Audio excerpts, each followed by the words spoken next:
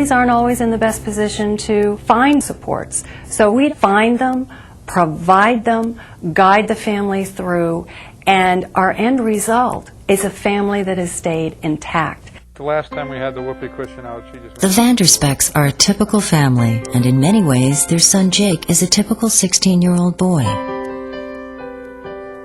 They're a great family. Actually, all the families I work with are great. They're different. Every family is different.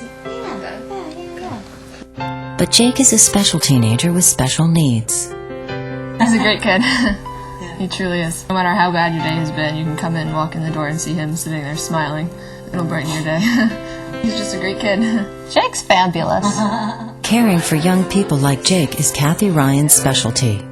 Every family teaches me something, gives me gifts, and every family has a different need. It's hard to explain, but when you live in a situation like this, if you get up, you know, nobody's violently ill, you brush your teeth, you're having a pretty good day.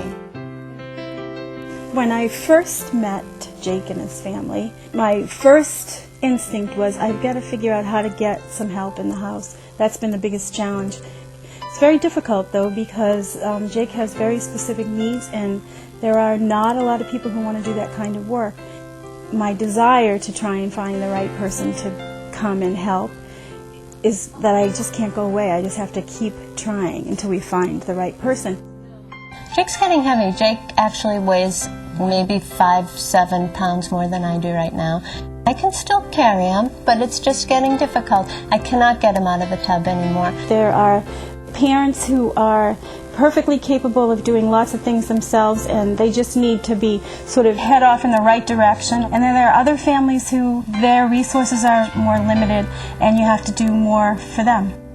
When Peter's not here, I bring a big boat up, an inflatable raft or an inflatable pool, and I pop it out in the kitchen. I fill it from the sink, and I give Jake his bath there, which he thinks is pretty funny. And also recognizing that you really can't solve a problem and go away, that things evolve. People's lives are a process, and that there's always going to be a different need. We have to enlarge the house so that we're able to keep all of us together here.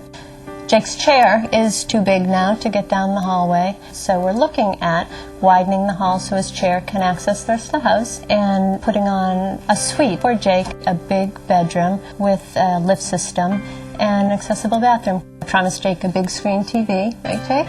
If you have any compassion or empathy, you understand that if you have resources, if you can just keep thinking about ways to help not solve a problem, because I don't think these problems are solvable, but how to deal with a problem, that you can just keep coming back with, well, let's try this, let's try that. You're never in a situation like this by choice. It's always just kind of sneaks up on you.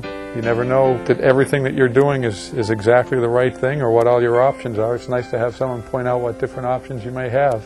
She was able to tell us about lift systems and a nursing agency that's a wonderful organization. She's helped us pay for medications for Jake through the agency. She's tried to make daily life easier. She's a great person. She's a big help. I understand that families are sometimes exhausted.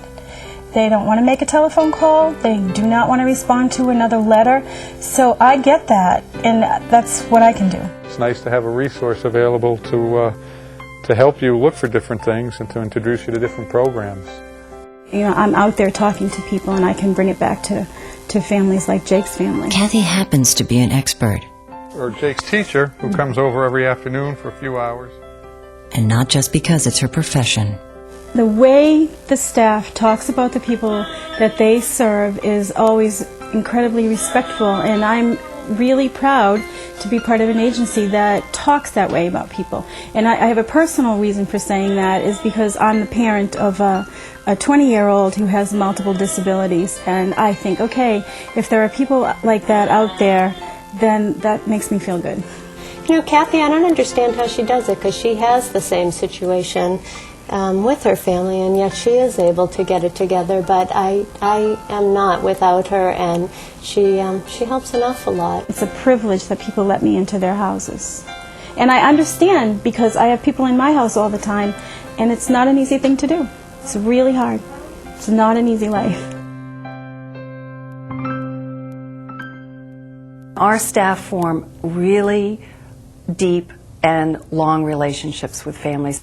Like Deb, who helps Natalie. She's the only one of 3 sisters willing to care for her retarded sibling, Ruthie. What's the matter, Ruthie? Because it's family support, you become part of their family. And if you're not willing to do that, then you shouldn't. She's my sister. Anybody could take a family member and stick them away and forget about them. Each family is unique in their own way. The support systems are all different. The night before my mother died, I made a promise that I would take care of her, and I have done it. Oftentimes it's the caretaker at the same time with health issues and aging issues. I've taken care of her for 32 years. They're both in their 70s, I believe 75 and 76. Until she had to go into a nursing home because she had broken her leg. So it's not only advocating for one, it's advocating for both. And when she learned to walk, I told her I'd take her back home. And that's when Debbie found me. I actually picked up Natalie here and brought her to the nursing home so that she didn't have to take the bus, walk to the bus, take the bus, and then walk to the nursing home, which she did every day, at least once a day. She has come down here when I was ready to throw in the towel, but Debbie come down here. Amazed at the fact that they received no services up to this point. Not respite, not a visiting nurse, nothing. They just relied on each other. I can take care of her. The nursing home didn't. And that's when it became real obvious we needed to have a planning meeting with the staff at the nursing home and really move forward to getting her out of there. It's Debbie that got me the grant. Ruth could not come back without access to the outside and medical appointments. So the ramp actually was put in place before Ruth was even discharged. And then we transitioned her home. Do you need help? No, I can help myself. I have to walk. You certainly can. And as long as I have Debbie to help me out, I can breathe a little easier. Feels good to know that I can help someone. I know it's only a few people out of all the people that are out there that need help, but even one makes me feel good. You have more people like Debbie, would have a hell of a good world. We're very creative with the services. We can pull from our residential or our day. It's amazing what we can find some other staff person that's willing to do something that fits my program for just that moment in time that I need it. Great support. So it's a challenge. It's a daily challenge. So when you ask why do I do it, it's because I'm willing to do it. We support hundreds of families whose children have been diagnosed with autism.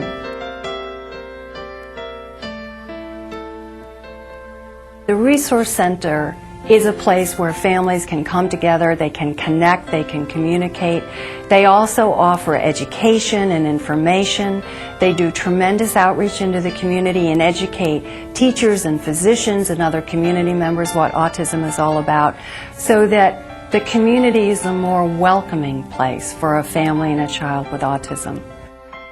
They connect families so that they can support one another. They link up families who have come from the same ethnic background because they can offer them even more sensitive and culturally appropriate support.